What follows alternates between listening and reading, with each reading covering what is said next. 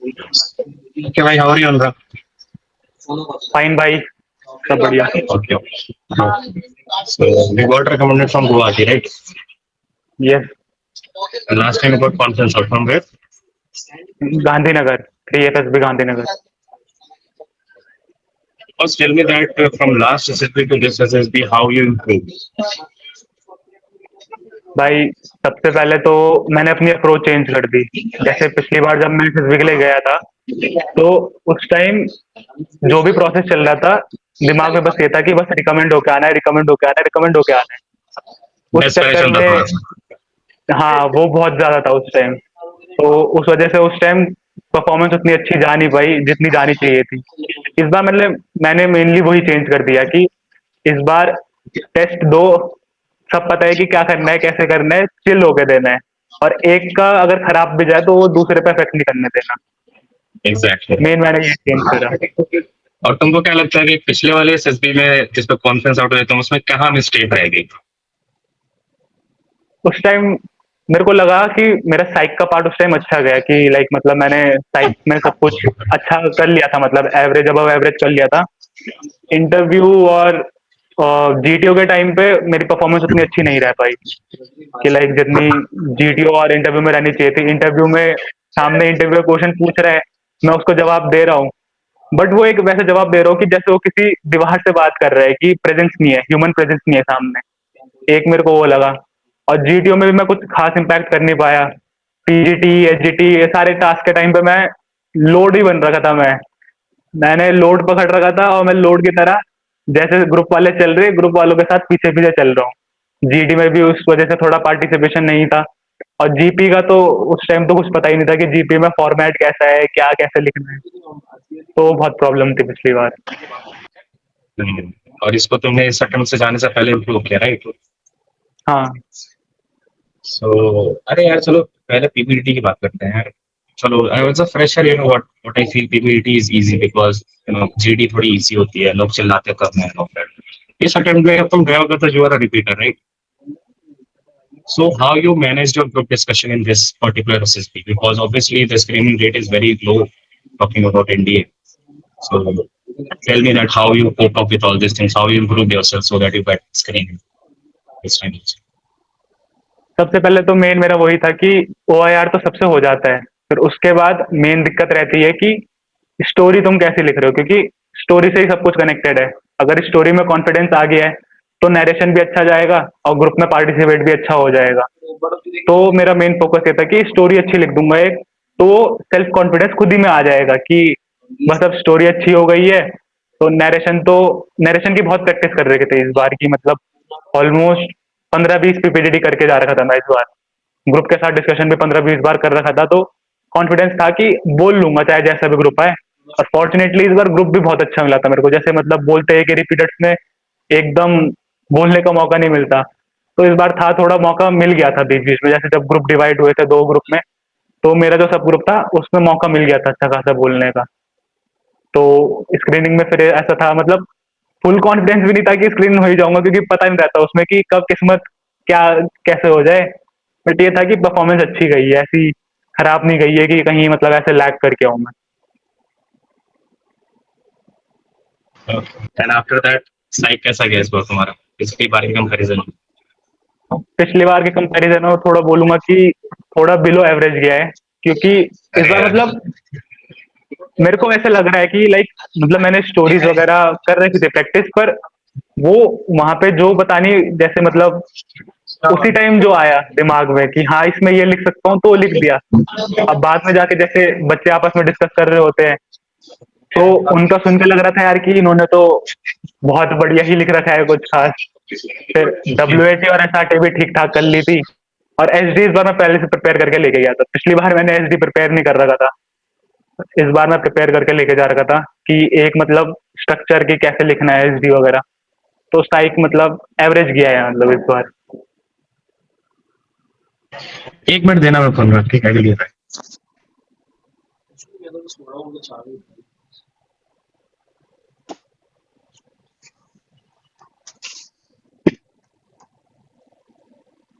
अनुराग। हाँ हाँ भाई।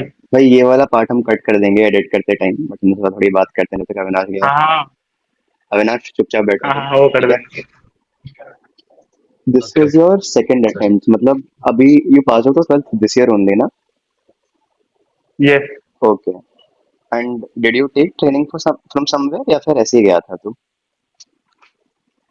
कोचिंग तो मैं जैसे मतलब बच्चे बोलते हैं कि ज्यादा कोचिंग नहीं जाना चाहिए, इफेक्ट कट जाता है, मैं तो टोटल 3 कोचिंग चले जा चुका हूँ अब तक हाँ बहुत टोटल। बढ़िया। जैसे इस बार, घाट घाट का पानी पी के आए हैं हम, इस ओके। बार मतलब एक तो ड्रीमर्स वाले फ्री में करवा रहे थे, तो वहां में चले गया कि प्रैक्टिस हो जाएगी, तो ड्रीमर्स भी चले गया। और सेंचुरियन का मेरे साथ वाले बता रहे थे कि अच्छा है वहाँ का भी, तो सेंचुरियन भी चले गया था मैं देहरादून वाले। बहुत बढ़िया। और पिछली बार के अटेम्प्ट के लिए मैं एलडब्ल्यूएस जा रखा था। ओके, चलो ठीक है, तुम लोग कंटिन्यू करो, मैं इसको हम हटा देंगे एडिट करते टाइम। चलो। चलो ओके भाई ठीक है, तो we are at side right. ये बता अनुराग यार, जैसे कि पिछली बार आई डोंट थिंक सो कि तुम्हारा जीडी और लेक्चर रेट उतना अच्छा नहीं हुआ जितना इस बार का होगा right, because you prepared quite hmm. Well this right. Tell me that how you prepared particularly for group discussion of GDO and your lecture, because you have to speak a lot of facts, what is going on in the world, you should be aware about current affairs, how you prepared yourself for that? Current affairs के लिए जैसे main source तो newspaper रहता है, पर newspaper पढ़ने की ऐसी कोई आदत थी नहीं, तो उसमें मैं ज़्यादा फोकस नहीं करता था। मैंने वेबसाइट जो प्रेस नोट रिलीज रहती है ऑनलाइन, मैंने वो वाली उस वेबसाइट पे जाता था मैं, और उसमें डिफेंस मिनिस्ट्री ऑफ डिफेंस में जो जो प्रेस रिलीज रहते थे वो पढ़ लेता था, कि मतलब उसी फील्ड में थोड़ा हो जाए कि अगर इंटरव्यू में भी कुछ अगर करंट अफेयर्स पूछा जाए, या फिर थोड़ा उस रिलेटेड का उसमें दे सकूं मैं फैक्ट्स वगैरह, तो मैं उससे पढ़ता था। बाकी बुक थी मेरे पे एक, तो उस बुक से थोड़े बहुत पढ़ लेता था मैं कि लेक्चरेट वगैरह उसमें जो भी जीडी वगैरह उसमें दे रखी थी, तो उस बुक से पढ़ लिया करता था मैं। बाकी साथ वालों ने मतलब पुराने जो मतलब पहले मुझसे पहले वहीं गुवाहाटी गए थे, तो उनसे पूछा था मैंने, तो वो बता रहे थे कि जो भी जीडी के टॉपिक ऐसे मिल रहे तो उसमें ऐसे कुछ खास ऐसे तैयारी करने की जरूरत है नहीं, बेसिक है उसमें। नॉलेज जनरल नॉलेज अगर तुम्हें तुम्हारी एवरेज है तो उसमें तुम बोल सकते हो, ऐसी कोई दिक्कत आएगी नहीं। तो उसमें थोड़ा एवरेज एवरेज करके गया था मैं बस। Okay, देखो भाई जो सुन रहे हैं ठीक है, किसी किस्मत अच्छी थी एवरेज टॉपिक मिला, जरूरी नहीं है आपको भी एवरेज टॉपिक मिले, ठीक है, तो प्रिपेयर वेल। और जैसे इसमें होता है press release of ministry of defence etcetera, ठीक है, मैं भी बोलूंगा कि यार ज्यादा बेटर यही होता है कि आप ऐसे कोई प्रेस रिलीज पढ़ लो, बिकॉज बहुत कंसाइज वे में आपको बहुत कुछ मिल जाता है वहाँ पे, ठीक है। Newspaper is a very it is a very good source of knowledge, but it is very vast. एक आर्टिकल पढ़ने में आपको 15 मिनट लग जाएगा, after that 10 minutes more to समझने में कि कैसा थोड़ी इंग्लिश रीड कर लेते हैं सब हो जाएगा, ऐसा भी नहीं होता है ना। आधे तो ऐसे वर्ड्स होते हैं जो हमें समझ में भी नहीं आते, तो मैं न्यूज़पेपर पढ़ता हूँ भाई, न्यूज़पेपर लेके बैठा था मैं, ठीक है। तो मैं पढ़ता हूँ डेली, बट जो नहीं पढ़ना चाहते, जो बहुत ज्यादा टाइम नहीं है जिनके पास, वो प्रेस रिलीज पे जा सकते हैं। मिनिस्ट्री ऑफ डिफेंस की भी आती है, कुछ प्राइवेट आईएएस के चैनल्स हैं जैसे स्टडी आईक्यू है, उसके भी प्रेस रिलीज आते हैं, तो आप वहाँ से पढ़ सकते हैं। So good, yeah. You prepared well for this. Now tell me that how this particular group directional guidance help you out in your journey of recommendation. इस बार मतलब जैसे मुझे साइक में बहुत दिक्कत आ रही थी कि साइक में मेरी स्टोरीज नहीं बन रही थी अच्छी खासी, कभी कभी मतलब आइडियाज ही नहीं आ रहे थे। और एस आर टीज भी मैं 20 20 25 तक मैं एस आर टीज कर पा रहा था बस, उसमें स्पीड बन नहीं रही थी। डब्ल्यू ए टी में कुछ सेंस बन नहीं रहा था कि मैं सेंटेंस बनाऊं क्या। जैसे एक होता है कि वर्ड देख के एक सेंटेंस आ जाता है दिमाग में कि अच्छा है बुरा है जैसा भी है, कुछ सेंटेंस आ जाता है, बट मेरा ब्लैंक हो जाता था। तो उस चक्कर में मैंने आपको भी मैंने मैसेज करा था, कॉल करा था मैंने कि एस आर टीज वगैरह हो नहीं पा रही। तब फिर यूट्यूब चैनल पे जो आपने वीडियो डाल रखी थी एस आर टीज के लिए, डब्ल्यू टीज के लिए, मैंने वो देखी। टैट की एक वाली वीडियो डाली थी कि इम्पोर्टेंट टैट्स की एक वीडियो डाली थी यूट्यूब पे, तो मैंने वो भी देखी उसमें, जिसमें थीम थीम वगैरह डिस्कस कर रही थी सारी, तो उसमें भी बहुत हेल्प हुआ। फिर आखिरी के टाइम पे जीटीओ जो स्ट्रक्चर्स वगैरह थे, तो उनकी एक दो क्लास ली थी जिसमें आइडियाज वगैरह देने के लिए बोला था, तो वो भी की मैंने कि एक थोड़ा ब्रेनस्टॉर्मिंग हो जाए कि आइडियाज आने लग जाए, कि अब ऐसे ना हो जाए कि कहीं कमांड टास्क में या फिर पीजीटी के टाइम को बस मैं स्ट्रक्चर के सामने खड़ा होकर सोच रहा हूँ बस कि फट्टा कहाँ जाएगा, बल्ली कहाँ जाएगी, रोप का क्या काम है। तो वो दिक्कत ना हो इस बार, तो वो भी हेल्प करा था। और बाकी मॉक इंटरव्यूज वगैरह जो यूट्यूब पर डाले थे वो भी देखे थे मैंने। तो उससे भी हेल्प हुई थी कि क्वेश्चन से एक मतलब वे ऑफ बताने का तरीका पता चल गया था कि अपने आप को कन्वे कैसे करना है सही से। क्योंकि जवाब तो मैं दे दूंगा, बट वो देने का तरीका सही कैसा होगा, कैसा सही है कैसा नहीं है, वो समझ में आ गया था। बोले यार भाई। तो देखो भाई, जैसे इसने बोला था, lot of videos I have uploaded on my YouTube channel, that is TCSSP। Okay, some videos are there of psychology, interviews and GK. वो वीडियोस देखो यार, आप लोग को भी कुछ चीजें समझ में आएंगी। ठीक है भाई, अब छोड़ो ये सब चीजें, छोड़ते हैं। ठीक है, let's come back to your SSB. After your recommendation, first tell me your feeling, and after that जो डॉक्यूमेंटेशन में हाथ दिखे होंगे उसके बारे में कुछ बताएं। रिकमेंडेशन का उस टाइम जब अपना हमारा डीएसओ आया था फाइल लेके, तो पहले तो उसने बोला कि अभी guys don't worry, this is just recommendation, इसके बाद मेडिकल तो मेरिट भी बचे हैं। तो उस टाइम थोड़ा था कि चलो ठीक है, ये भी मोरल बूस्ट करने के लिए बोल रहे हैं बस। तो उन्होंने चेस्ट नंबर बोलना शुरू करा। तो हमारे ग्रुप में एक का कंफर्म था, चेस्ट नंबर 15 का, कि उसने रिकमेंड होना ही होना है। उसका एक मतलब ग्रुप वालों को पता चल जाता है जैसे कि परफॉर्मेंस के हिसाब से, तो उसका अच्छा रहा था, तो उसका कंफर्म था। फिर उसके बाद सोच रहे थे कि कौन होगा, क्योंकि हमारे साथ एक पीआर भी था, वो गांधीनगर से रिकमेंड हुआ था पिछली बार मेरिट आउट। तो हमारे ग्रुप में पीआर भी था, तो थोड़ा डाउटफुल थे हम कि अगर ये दो दो तीन तीन करेंगे बस, तो हमारा नंबर आएगा नहीं आएगा ऐसे में। तो जैसे ही उन्होंने चेस्ट नंबर बोला, मेरे ग्रुप में पहला 15 बोला, उसके बाद उन्होंने 19 बोला, और मैं सही से सुन नहीं पाया। अब वो आखिरी का 3 सुना तो मेरे को लगा मेरा ही है, और मैं खड़े होकर मैं पहुंच गया। फिर वहां पे जो एनसीओज वगैरह थे, वो अपने लिस्ट में चेक कर रहे थे कि हाँ ये चेस्ट नंबर और नाम वगैरह जो चेक करते थे, तो चेक कर रहे थे। जब तक वो मेरे सामने से आके चेक करके गुजर नहीं गए कि चेस्ट नंबर 19 अनुराग, हाँ ठीक है, तब वो आगे नहीं निकल गए, तब तक ये हो रखा था कि अभी बोलना दे गई कि बेटा तुम्हारा रिकमेंडेशन नहीं हुआ है, तुम वापस जाके बैठ जाओ। वो डर लगा हुआ था उस टाइम पे। बट उसके बाद जब उन्होंने बोला कि हाँ ठीक है, जब वो आगे निकल गए, तब थोड़ा हो गया था कि हाँ बस हो गया है, हो गई मेहनत, मेहनत आखिरकार सफल हो ही कितने गई। लोग, रिपोर्टिंग कितनी थी फर्स्ट डे पे आपके साथ? रिपोर्टिंग 46 थी मेरे उसमें फर्स्ट डे पे। कितने स्क्रीनिंग में? और स्क्रीनिंग 29 करे थे उन्होंने। रिकमेंड कितने में फाइनली? 9 रिकमेंड हुए थे, 9। Very good number. तुम्हारे ग्रुप से कितने लोग? हमारे ग्रुप से 2 ही हुए, एक 15 चेस्ट नंबर और एक मैं हुआ था। पीआर नहीं हुआ? पीआर नहीं हुआ? नहीं। तो चलो भाई, यहाँ से आपको सीख मिलती है, अगर आप पीआर हो तो आप रिकमेंड हो गया, ऐसा कोई जरूरी बात नहीं है। Perform in that particular fight, बहुत जरूरी है ये। तो भी अगर कोई पीआर देख रहा है इस वीडियो को भाई, तो प्लीज मेहनत करके जाओ। ठीक है, आप ये बस समझिए कि मैं पिछली बार हो गया था तो इस बार भी हो जाऊंगा, ऐसा कुछ नहीं होता। तो गुड यार। अ, उसके बाद फिर और बताओ, how was your medicals, what happened there? Medicals में तो बैंगलोर में हुए थे हमारे, तो 1 महीने का टाइम गैप था। तो उसके बाद जब हम सारे मिले वहाँ, तो वहाँ कुछ एफकेट वाले भी आ रखे थे साथ में, एफकेट वाले भैया लोग भी आ रखे थे। तो पहले दिन जब पहुंचे वहाँ, तो पहले दिन पता नहीं चल रहा था कि करना क्या है, कि अब कहाँ आ गए हैं, क्योंकि फिर उसके बाद जैसे मेडिकल शुरू हुए, तो वहाँ का जो हमारा एनसीओ था उसने तो पहले दिन खबर ले लिया हमारी कि जो मैं जहाँ बोलूँ वहाँ मिल जाने चाहिए बच्चे, ऐसा नहीं कि कहीं मैं किसी को ढूंढ रहा हूँ, ऐसा होगा तो मेडिकल में अनफिट करवा दूंगा तुम्हें। वो वहाँ धमकी। पहले दिन तो हम सारे चिल थे एक साथ कि भाई सब फ्लाइंग फिट होंगे, एक मिनट, सब एक मजे मिनट, से एक फ्लाइंग फिट होंगे। मिनट, एक मिनट, एक मिनट। देखो, लिसन गाइस, वो जो लोग बोलते हैं कि आपको मेडिकली अनफिट करा देंगे, ये वो डराने के लिए बोलते हैं, ऐसा कुछ नहीं होता है। ठीक है, वो यही चाहते हैं आप ऑफिसर बने। ठीक है, ऐसा कुछ नहीं होता है, तो गलत धारणा ना लेके जाए किसी भी एनसीओ के खिलाफ। सब अच्छे होते हैं, बहुत अच्छे होते हैं, इनफैक्ट बहुत ध्यान रखेंगे आप। कंटिन्यू होगा। तो पहले दिन तो हम सारे यही थे कि फ्लाइंग फिट होंगे सबके सब, ऐसी कोई दिक्कत नहीं है। फिर उसके बाद जैसे जैसे मेडिकल होने लगे, पहले दिन अल्ट्रासाउंड वगैरह, एक्सरे वगैरह पहले दिन हमारा हो गया था। तो उसके बाद थोड़ा बच्चों में डराने लग गया, दूसरे तीसरे, फिर हमारे बीच में एक दिन में छुट्टी पड़ गई थी, वहाँ छुट्टी थी गणेश चतुर्थी की उस टाइम पे।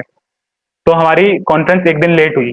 तो कॉन्फ्रेंस जब शुरू हुई, तो जैसे पहले एफकेट वालों की हो रही थी, तो उनको जैसे जैसे टीआर पीआर मिलते शुरू होने लगा कि किसी को स्पाइन में कुछ मिल रहा है, किसी को कुछ। तो बच्चों को हो गया था कि आर्मी भी बेकार नहीं है, फ्लाइंग फिट होना जरूरी नहीं है, आर्मी बेकार नहीं है। फिर जैसे जैसे नंबर आता गया, उसके बाद फिर हो गया कि आर्मी तो चलो आर्मी भी ठीक है, नेवल अकेडमी भी ऐसी कुछ खराब है नहीं। कोई बात नहीं, थोड़ा ज़्यादा रगड़ा सह लेंगे, पर नेवल अकेडमी भी बेकार नहीं है। ये हो गया था। फिर जैसे-तैसे मेडिकल खत्म हुए, फिर वहाँ मतलब मेरे ग्रुप से ही जैसे टोटल वहाँ 35 अराउंड बच्चे थे, तो 4 कंप्लीट फिट हुए थे। 2 फ्लाइंग के लिए, 2 ग्राउंड ड्यूटी के लिए। तो उनमें से 3 मेरे ही ग्रुप से थे। 2 फ्लाइंग फिट और 1 ग्राउंड ड्यूटी वाला वो मेरे ग्रुप से थे। तो बाकी सब फिर हम नॉर्मल किसी को टीआर मिल रखा था, किसी को ओवरवेट का मिल रहा था, किसी को एक्ने का, तो वहाँ फिर उसमें ज़्यादा ऐसी कुछ खास टेंशन नहीं हुई। तुमको कौन-कौन से मिले हैं टीआर? एक ओवरवेट का मिला, एक और? मेरे को ओवरवेट का मिला है, मेरे को मायोपिया दे रखा है एक बोथ आइज़ में, और सिटिंग हाइट का मिल रखा है।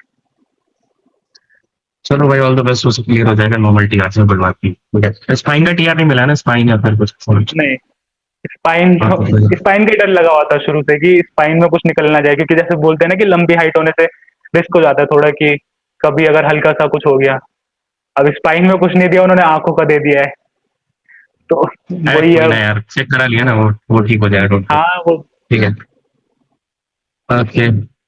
अब ये बता यार, मान ले कोई लड़का तेरे पास आता है आज, ठीक है, वो बोलता है तेरे को कि भाई टेल मी सम थिंग्स, कि मैं पिछले टर्म्स में ये चीजें हो रही, मैं स्क्रीन आउट कॉन्फ्रेंस आउट हो रहा हूँ एंड ऑल दैट, ठीक है। मेरे को अगले टर्म में बन रहा है, तो तू उसको क्या गाइड देगा कि what are the basic thing which a person can improve for getting recommended in his or her next year?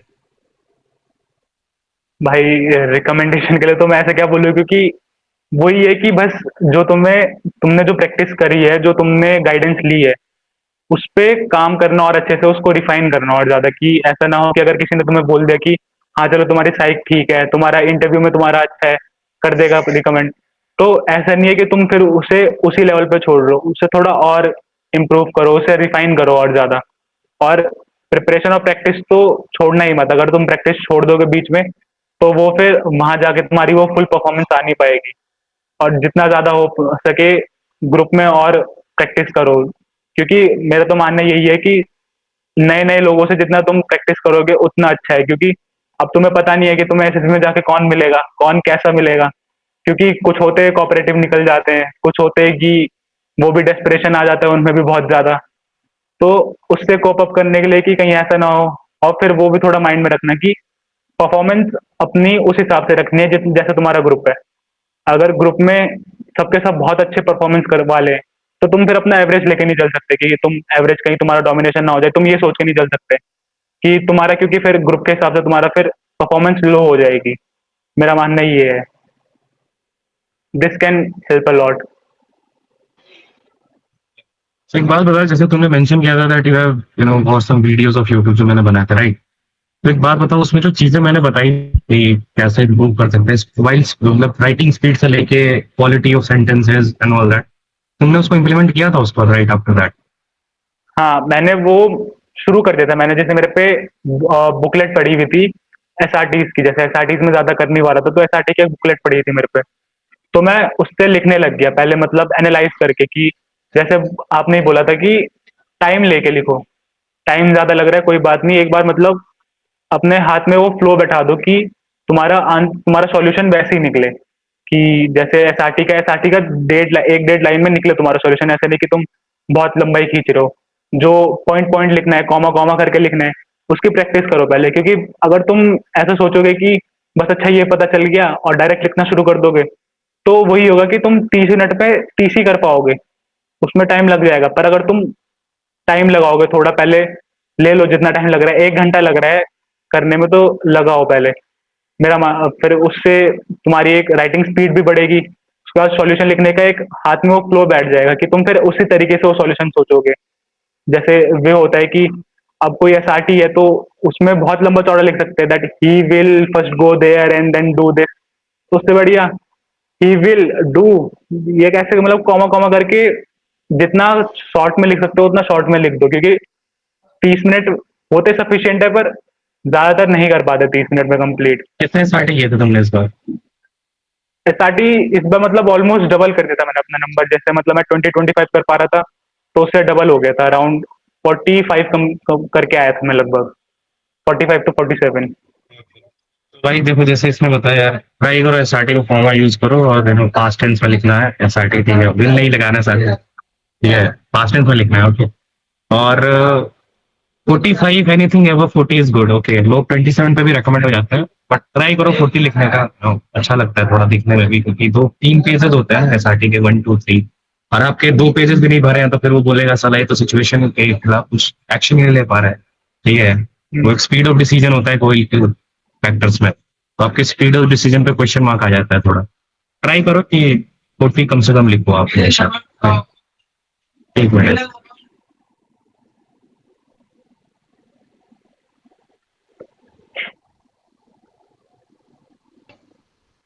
हाँ ठीक है भाई, तो इट इज गुड। अब ये बता भाई, आगे का क्या प्लान है आपका? अकेडमी, मान लो फ्लाइंग फिट हो गया, आप अकेडमी जा रहे हो, क्या प्लान है आपका 2 महीने का? ये बताओ मुझे। पहले तो अभी मतलब क्रॉस कंट्री की तैयारी शुरू कर दूंगा मैं, क्रॉस कंट्री और स्विमिंग की। कि एकेडमी में जाके बस इस चीज में रगड़ा नहीं खाना कि स्विमिंग नहीं आती, क्रॉस कंट्री में भाग नहीं पा रहा, क्योंकि अभी फिजिकल फिटनेस पे भी काम करना है बहुत ज्यादा। फिजिकल फिटनेस अभी उस लेवल पे है नहीं जितनी एकेडमी लेवल होनी चाहिए, तो उस पर भी काम करूंगा। फिर प्लान है कि एक मैराथन भी दौड़ ही लेता हूँ, कि एकेडमी में कुछ तो हो बोलने के लिए कि सर हाँ ये करके आ रखा हूँ मैं। कहीं ऐसा ना हो कि पहले दिन से ही रगड़ा शुरू हो जाए कि कुछ नहीं कर रखा तूने, आ जा तुझसे मैं करवाता हूँ। नहीं वो ना भाई, हो कोई जाए बात कहीं। नहीं, मेरे रगड़े से बिल्कुल मत डरो, ठीक है। आप परफेक्ट बन के जाओगे फिर भी आपको रगड़ा मिलेगा, ऐसा नहीं कि नहीं मिलेगा, हाँ ठीक। लेकिन ये है कि वो तो हाँ, है। एक बेसिक, हाँ बेसिक वो मेंटेन कर लेना, फिजिकल फिटनेस के 10 मीटर भाग ले रहे हैं, स्विमिंग आता है, हम्म, बेसिक स्विमिंग आता है, बहुत ज्यादा नहीं तो भी बेसिक आता है, ठीक है। और बस पुशअप्स 50 पुशअप्स मार सकता हूँ, 100 स्क्वाट्स मार सकता हूँ। और जितने भी लोग हो भाई, ये ऐसा नहीं कि रिकमेंड होने के बाद ये सब करना होता है, ठीक है। आप ऐसे एस्पिरेंट भी करते हो, करना चाहिए, ठीक है, मैं भी करता हूँ भाई। ठीक है?